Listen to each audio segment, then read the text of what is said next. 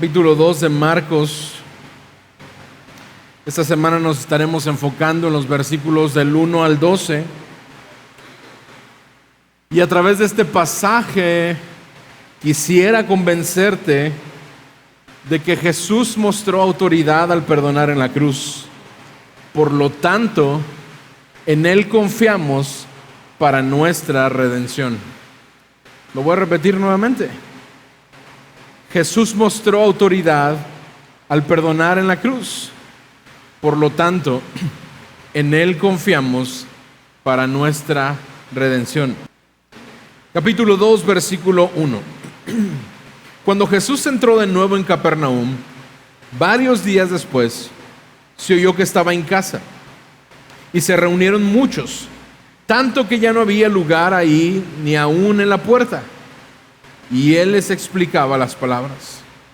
Entonces vinieron y le trajeron un paralítico llevado de entre 4 hombres.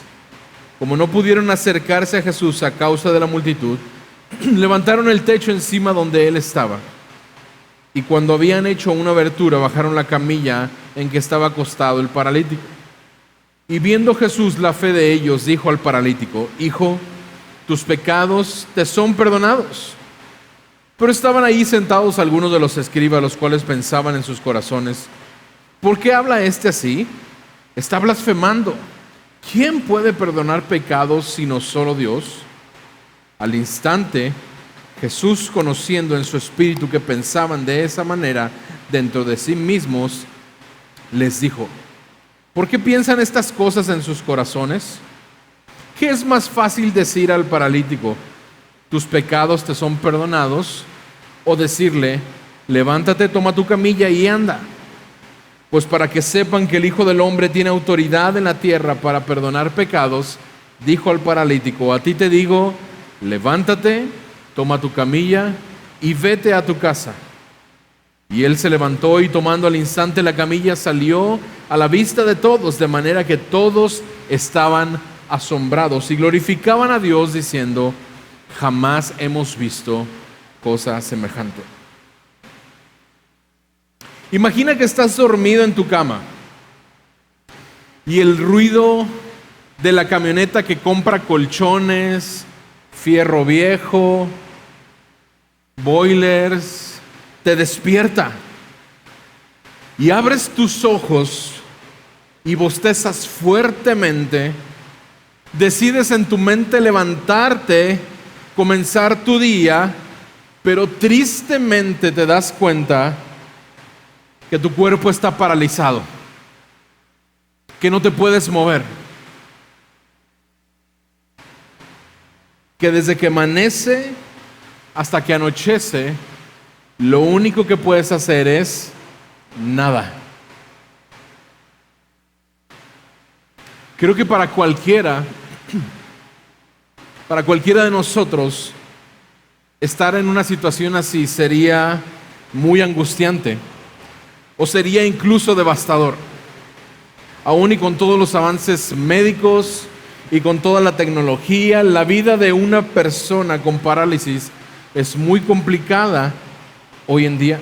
Ahora, imagina cómo sería la vida de una persona paralizada en los tiempos de Jesús. Y justo el pasaje que vamos a ver el día de hoy nos habla de un hombre paralítico. Imagina la vida de este hombre que no sabemos cómo, por qué, estaba paralítico.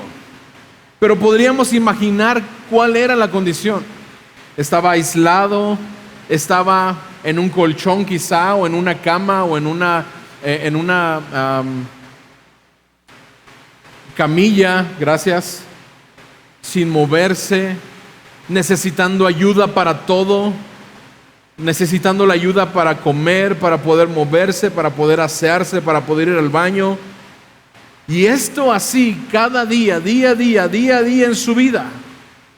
Este hombre necesitaba la ayuda de alguien para todo en su día a día. En ese tiempo no había silla de ruedas, no había asistencia médica personalizada. Y a todo esto, agrégale el estado mental o emocional o psicológico en el cual se encontraba este hombre. Quizá estaba cansado, angustiado, decepcionado, desesperado, se sentía rechazado, se sentía relegado, desilusionado. Agrégale todo lo que quieras ahí, que se pudiera sentir este hombre.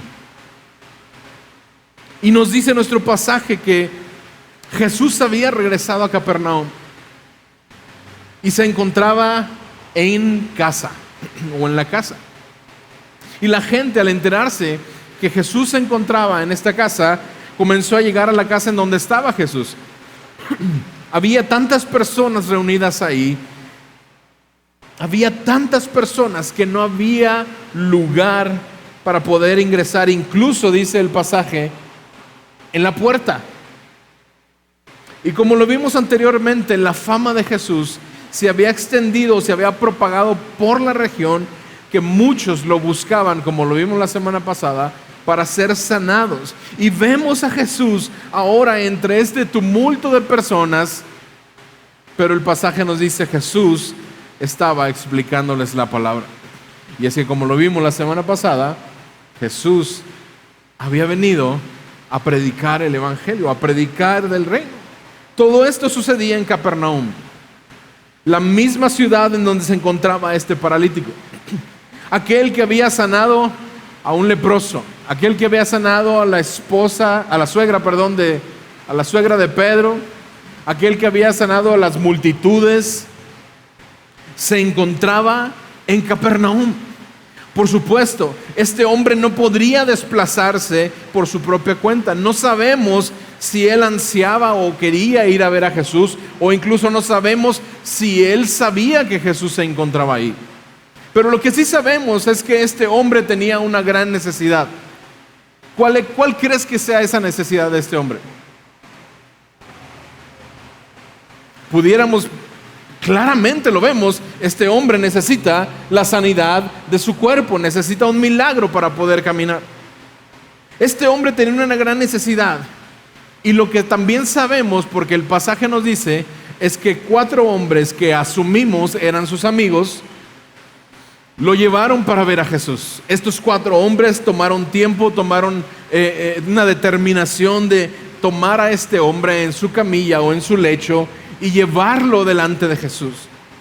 Pero al llegar se pudieron dar cuenta que este lugar estaba lleno, no había por dónde ingresar, y mucho menos con una camilla. 4 hombres cargando a un paralítico, queriendo ingresar a un lugar que está prácticamente lleno de personas.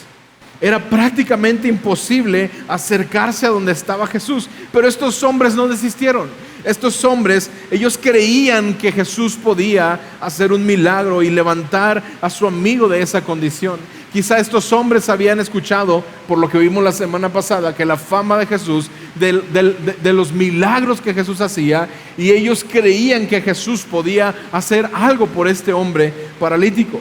Así que ellos tomaron a su amigo y levantaron el techo del lugar donde se encontraba Jesús, y por ahí, por el hueco, hicieron bajar a este paralítico. En este tiempo era común que las casas tuvieran una escalera para acceder por la parte exterior de la casa hacia la azotea. Ese techo no sabemos de qué estaba construido, pero era muy común, o comúnmente estos techos eran construidos con madera, con pajas, con rama, con arcillas. Pero cualquiera que haya sido el material con el que estaba construida el techo de esta casa, estos hombres realizaron un esfuerzo impresionante con tal de que su amigo pudiera estar cerca de Jesús para ser sanado. Ahora, imagínate esta escena. Jesús está enseñando la palabra. La casa está llena de personas y de repente se empieza a escuchar un ruido en la azotea. Y de repente empieza a sonar ruido, y no nada más ruido, sino que empieza a caer polvito. Y de repente ya no nada más está cayendo polvito, sino que de repente una camilla empieza a bajar desde el techo hacia donde se encontraba Jesús. ¡Qué imprudentes! ¡Qué imprudentes estos cuates! Número 1, interrumpen la predicación de Jesús. Número 2, dañan el techo de la casa de una persona que no sabemos quién era. Imagínate esta escena. Pero Jesús no vio lo imprudentes que fueron estos hombres. Jesús no vio la imprudencia de estos hombres al dañar el techo de esta casa. Jesús no los mandó sacar porque estaban interrumpiendo o distrayendo a todos durante la reunión. El versículo 5 nos dice: Jesús vio la fe de ellos. Jesús vio la fe que tenían en Él para sanar a este paralítico que ellos estaban bajando por el hueco de un techo de una casa. Y es que, hermanos, Jesús vio la fe en ellos. Pero fe no es tener este pensamiento positivo y que a causa de creer que puede suceder algo, las cosas van a suceder. No es como decir, mira, déjame pensar o déjame creer que puedo ser sano y ¿sabes qué? Voy a sanar, como si fuera una receta mágica para que sucedieran las cosas.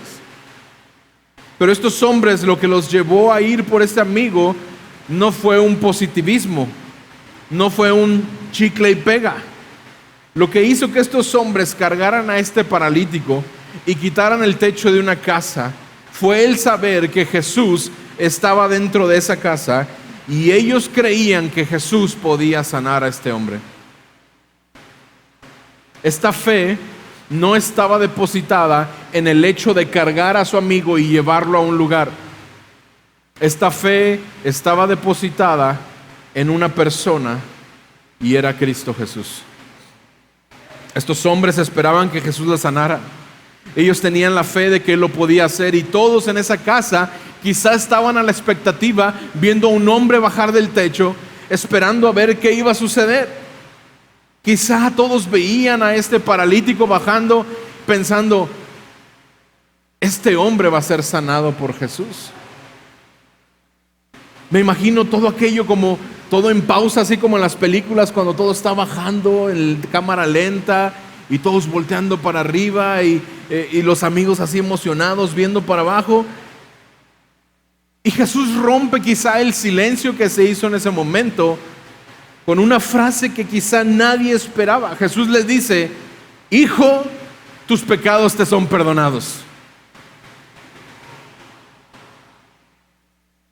No puedo ni siquiera imaginarme la cara de todos aquellos que estaban en esa habitación.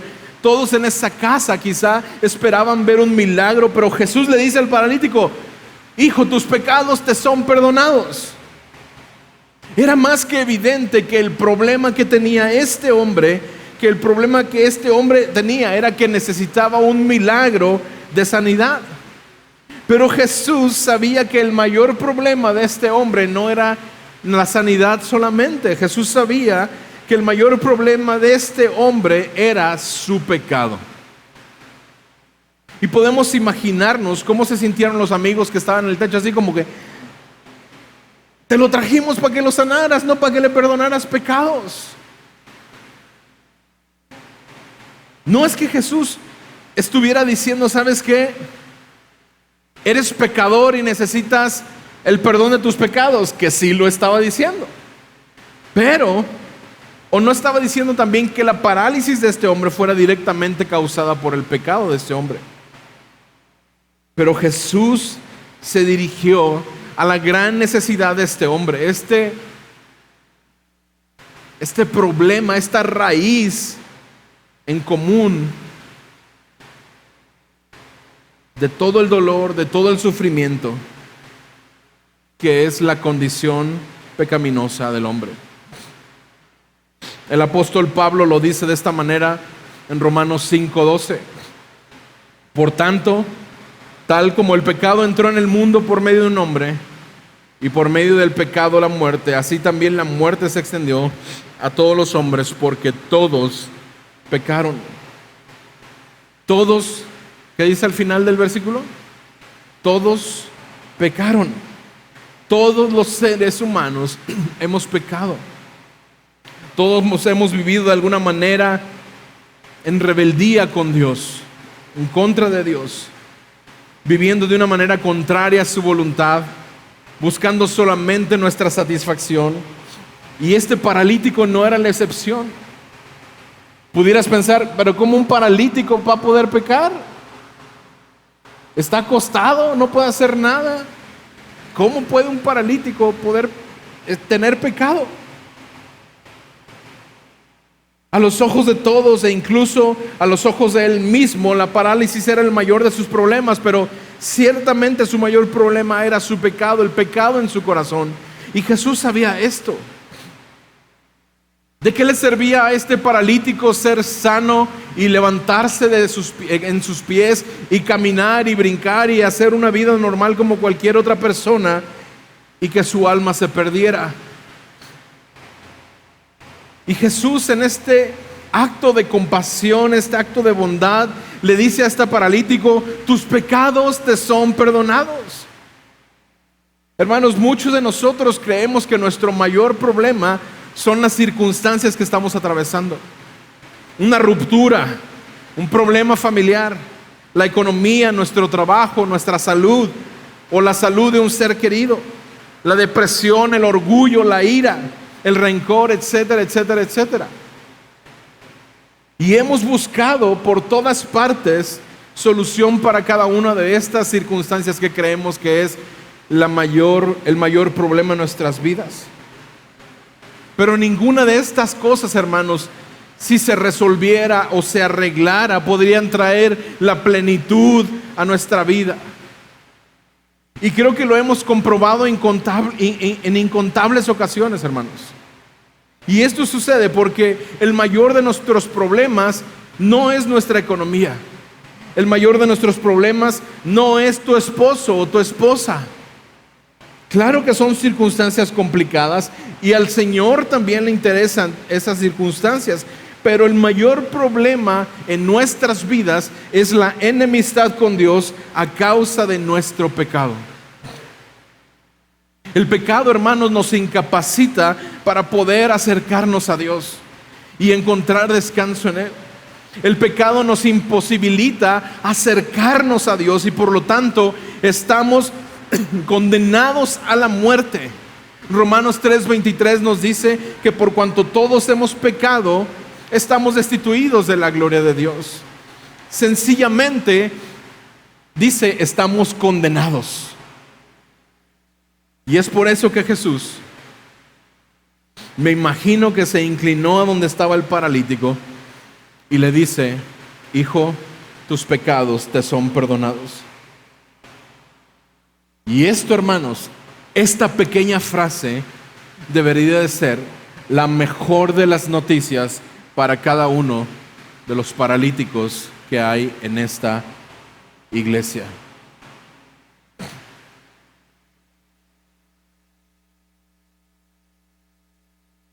Esa es una muy buena noticia.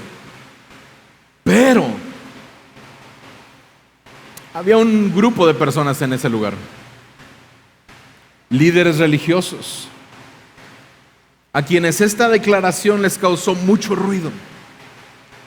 Los escribas, que eran expertos en la ley judía y en la tradición judía, estos hombres reaccionaron quizá con sorpresa, con escepticismo ante esta afirmación de Jesús. El pasaje no nos dice que dijeron nada. Ellos no dijeron nada. Pero la afirmación de Jesús acerca de que los pecados del hombre, de que este hombre habían sido perdonados, causó ruido dentro de ellos. Ellos creían que solamente Dios tenía el poder de perdonar pecados y estaban en lo cierto. Ellos estaban pensando correctamente, solamente Dios puede perdonar pecados, nadie más. Ellos consideraban esta palabra que Jesús estaba diciendo como blasfemia, lo dice el pasaje, o como una afirmación arrogante de parte de Jesús. Y es que, hermanos, en el contexto judío, esta reacción estaba basada en cuanto al conocimiento teológico que ellos tenían y en cuanto a las creencias de tradición religiosa que tenían en ese tiempo. En la tradición judía, el perdón de los pecados era considerado un atributo exclusivo de Dios. E incluso el libro de Isaías, por ejemplo, hace referencia a esta idea de varios pasajes. Uno de ellos se encuentra en Isaías 43:25, donde Dios declara que Él es quien perdona los pecados. Dice Isaías 43:25, yo soy el que borro tus transgresiones por amor a mí mismo y no recordaré tu pecado. Dios declara que Él es quien perdona los pecados por amor a su propio nombre y por su gracia. Incluso en el Antiguo Testamento podemos ver cómo hay una gran cantidad de pasajes en donde se menciona que se hacían sacrificios, y donde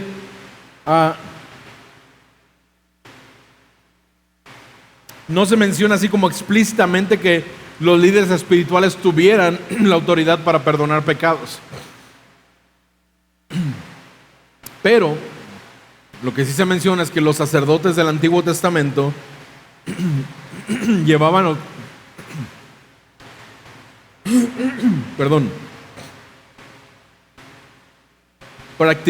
participaban de un sistema de sacrificios religiosos donde llevaban a cabo rituales de expiación y purificación. Pero estos rituales estaban dirigidos a la restauración de la relación con Dios, no necesariamente para otorgar el perdón de pecados, sino para la expiación de estos pecados en un sentido espiritual. Y Hebreos 9:22 nos habla acerca de esta ley. Nos dice, según la ley, casi todo ha de ser purificado con sangre, y sin derramamiento de sangre no hay perdón de pecados. Por tanto, la afirmación de Jesús de que podía perdonar los pecados directamente estaba siendo considerada como una afirmación provocadora, como una afirmación desafiante por parte de los escribas y los fariseos. Era quizá percibida como una afirmación acerca de una divinidad. Es decir, como si Jesús estuviera diciéndoles, yo soy Dios y puedo perdonar pecados. ¿Y sabes qué? Eso era cierto. Eso era cierto. Esa afirmación de Jesús acerca de decir, yo puedo perdonar pecados porque soy Dios, era verdad. Pero Jesús conocía lo que estos hombres pensaban en sus corazones. Y les hace una pregunta ahí en el versículo 9. ¿Qué es más fácil decir al paralítico, tus pecados te son perdonados? O decirle, levántate, tómate tu camilla y vete y anda.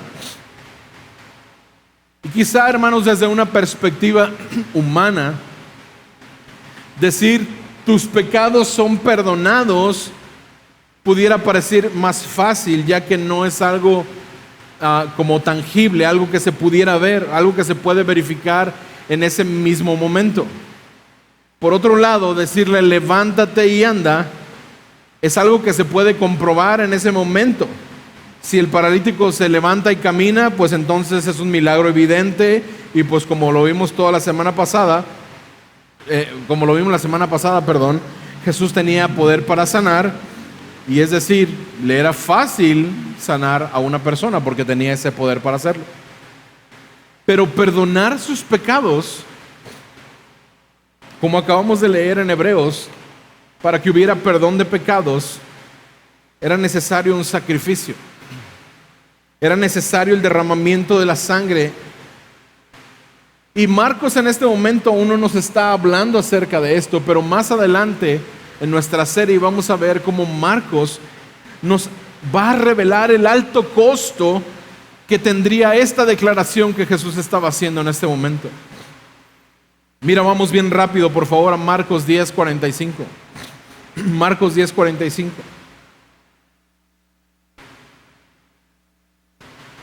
Jesús, hablándole a sus discípulos, dice, porque ni aun el Hijo del Hombre vino para ser servido, sino para servir. ¿Y para qué más? Dilo fuerte, por favor. para dar su vida en rescate por muchos. Es decir, el pago del rescate de este paralítico y de muchos más, ¿qué sería? La vida de Jesús, la sangre de Jesús. Alguien tendría que pagar los pecados de este paralítico, y Jesús mismo dijo: yo no vine a ser servido, yo vine a dar mi vida para que este paralítico pueda ser perdonado, para que otros más puedan ser perdonados. Era necesario que Jesús muriera al tercer día y resucitara. Por eso es más fácil decirle al paralítico: levántate y anda, que decirle: tus pecados son perdonados. La cruz es el medio a través del cual Jesús ejerce su autoridad divina para otorgar el perdón y la reconciliación con Dios. Su muerte en la cruz no solo sería un evento histórico, sino un sacrificio expiatorio que cubriría los pecados de todo aquel que ponga o deposite su fe en Cristo Jesús para salvación. Jesús, siendo el Cordero de Dios sin mancha, ofreció su vida como sacrificio, como pago por los pecados. Su sangre derramada, hermanos, es el fundamento del perdón para este paralítico y también para ti y para mí el día de hoy. La justicia de Dios demandaba que el pecado fuera castigado, y ¿sabes qué? Lo sigue haciendo. La justicia de Dios demanda el castigo por el pecado, porque estamos pecando en contra de Él. Pero hermanos, gracias a Cristo y a la cruz, es que la cruz cumple con esta justicia divina al llevar el castigo del pecado sobre Jesús mismo.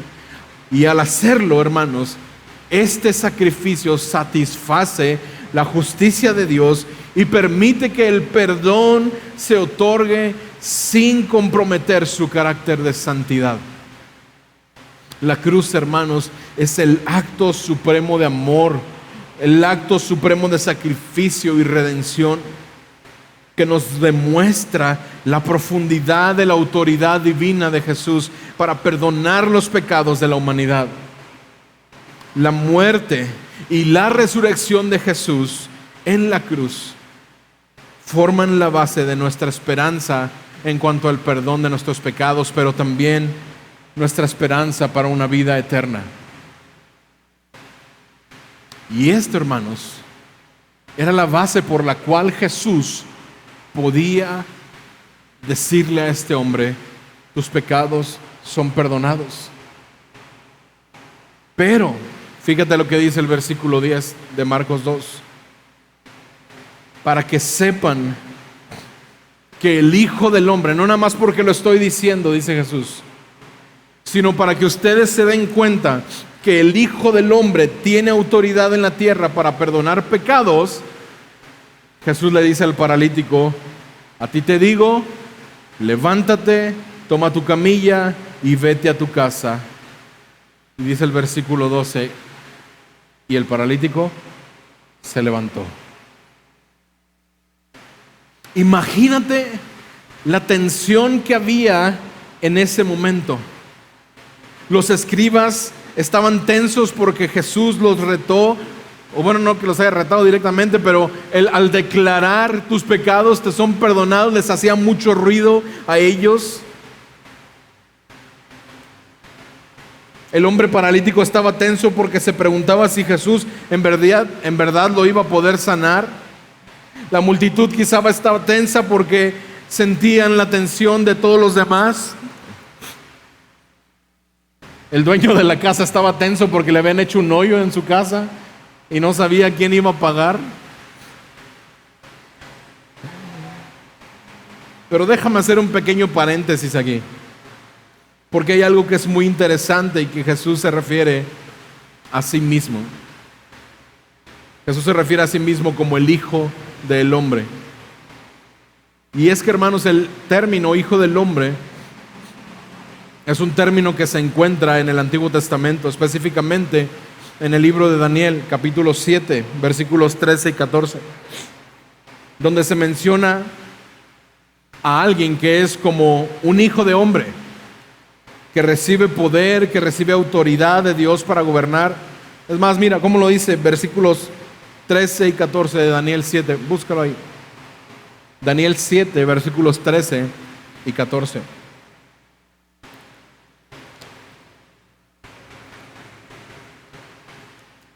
Seguí mirando en las visiones nocturnas, dice el versículo 13.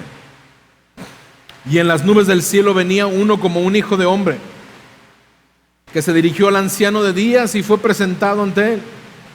Y le fue dado dominio, gloria y reino para que todos los pueblos, naciones y lenguas le sirvieran. Su dominio es un dominio eterno que nunca pasará y su reino es uno que no será destruido. Los escribas, hermanos, que había dentro de esa habitación conocían la visión del libro de Daniel. Ellos conocían esta parte donde se hablaba acerca del Hijo del Hombre que recibe poder y autoridad, del anciano de días, para poder gobernar. Y al usar Jesús esta frase, no solamente estaba afirmando que tenía el poder para perdonar pecados, sino estaba afirmando su identidad como el Mesías prometido, como aquel a quien se le entregaría el poder y la autoridad para reinar y para gobernar. Al referirse a la visión de Daniel, estaba insinuando que él era el cumplimiento de esa profecía mesiánica. Y Jesús les dice, para que sepan que yo he sido enviado y que tengo el poder, que tengo la autoridad en esta tierra para perdonar pecados, voltea y le dice al paralítico, a ti te digo, levántate, toma tu lecho, toma tu camilla y anda. Y me imagino cada uno de los músculos de este paralítico en esta cama tomando tono, tomando fuerza, como cada articulación, cada ligamento, cada vértebra obedeciendo a la voz del Hijo del Hombre, a la voz del que le fue dado dominio, gloria y reino, e inmediatamente se levanta, toma su camilla y da brincos. Quizá yo me imagino que estaría dando brincos de alegría. Pero hermanos, este milagro no era solamente un milagro de sanidad para un paralítico que durante X cantidad de tiempo no pudo moverse o no podía caminar o andar o servirse por sí solo. Este milagro, hermanos, era una evidencia de la autoridad de que Jesús tiene para perdonar a todo aquel que deposita su fe en Él. Ciertamente este hombre fue sanado físicamente, pero el perdón de sus pecados le otorgó a este hombre la entrada a la presencia de Dios. El hecho de que Jesús hubiera obrado este milagro de sanidad en el hombre daba el sustento para decir, no nada más puedo sanar a este hombre, sino la frase que acabo de decir, tus pecados te son perdonados, tiene cumplimiento también en mí para este hombre. Jesús no solamente sanó al paralítico, Él lo perdonó. Todos nosotros hemos estado en la misma condición de este paralítico, incapacitados, paralizados, con un daño tan severo que era necesaria la intervención de aquel que tiene la autoridad para sanar, pero también para perdonar pecados. Tú y yo podemos tener la seguridad de que nuestros pecados son perdonados, no solamente porque Jesús pudo sanar a un paralítico y cambiar la historia física de ese hombre, sino porque Él puede sanar y cambiar nuestras circunstancias, porque la cruz de Cristo Jesús da testimonio de que Él tiene poder sobre el pecado, sobre la vida y sobre la muerte. Tú y yo podemos confiar en la autoridad de Jesús para perdonar pecados, porque Él murió en la cruz y resucitó al tercer día. La curación del paralítico demostró la autoridad de Jesús para otorgar algo más grande, que era sanar el cuerpo de una persona. La autoridad de Jesús es mostrada en el perdón que solo en la cruz se pudo lograr. Por lo tanto, hermanos, en Él confiamos para nuestra redención. Tú y yo podemos traer nuestras cargas a Él. Podemos venir delante de Él con nuestras circunstancias y buscar un milagro, buscar ser transformados.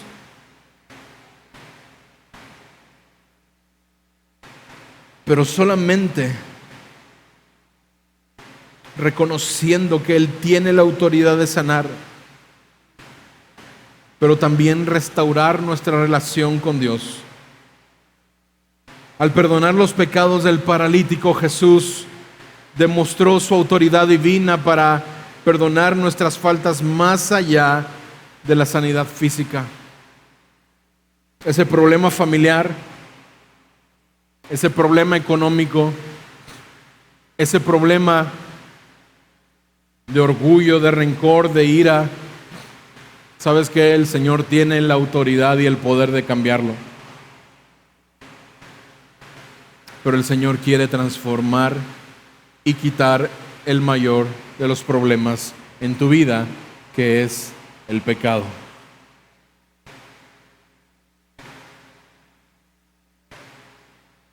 Al perdonar los pecados del paralítico, Jesús demostró su autoridad divina para perdonar nuestras faltas más allá de la sanidad física.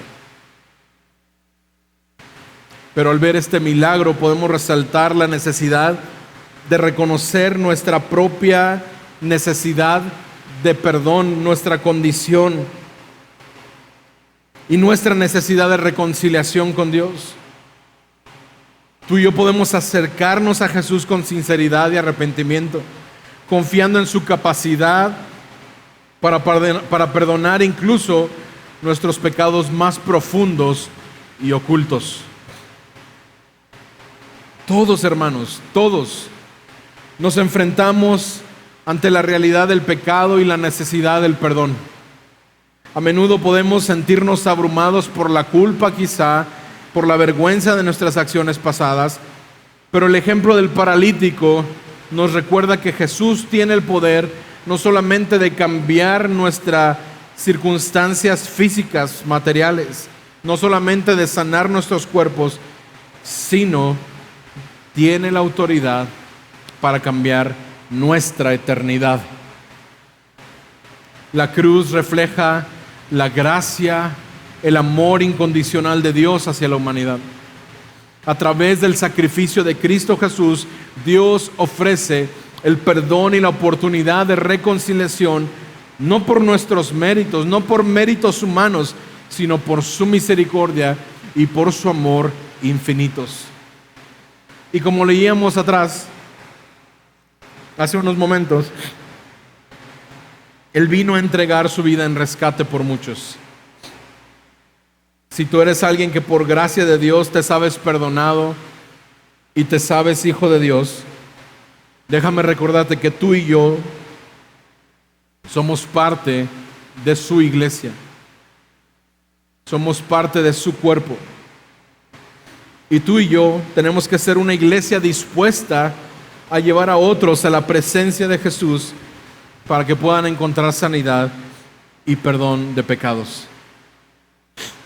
Versículo 12 nos dice que este hombre se levantó, tomó su camilla y salió a la vista de todos, de manera que todos estaban asombrados y glorificaban a Dios diciendo: jamás he visto cosa semejante. Y sabes que tú y yo necesitamos que todos los que están a nuestro alrededor puedan decir: jamás hemos visto cosa semejante, y que glorifiquen a Dios al ver a paralíticos siendo sanados, pero a paralíticos siendo perdonados de sus pecados. El resultado fue un asombro generalizado. La gente que estaba presente glorificaba a Dios por el maravilloso milagro que habían percibido. Ellos no glorificaban a Dios porque Jesús había hecho eso, porque Jesús era el Hijo de Dios, porque Jesús tenía la autoridad. Ellos no lo vieron de esa manera. Ellos vieron un milagro y solamente un milagro. Pero hermanos, al igual que la multitud que presenció la sanidad del paralítico, a menudo tú y yo experimentamos momentos de asombro y maravillas cuando Dios interviene en nuestras vidas de manera poderosa y decimos gracias a Dios porque Él es bueno. Pero vemos lo que Él hizo, no vemos a Él que lo hizo. Decimos gracias a Dios que salí de esta, gracias a Dios que me sacó de esta, pero no lo vemos a Él como el autor verdadero de el único milagro que verdaderamente tiene el peso para una vida eterna, que es el perdón de nuestros pecados. Los amigos del paralítico estaban dispuestos a superar los obstáculos para llevarlo a Jesús. Incluso abrieron el techo de la casa. Esta actitud de estos hombres reflejaba el compromiso audaz y creativo, tal vez también, porque pues imagínate, ¿cómo lo hacemos? Pues abre el techo.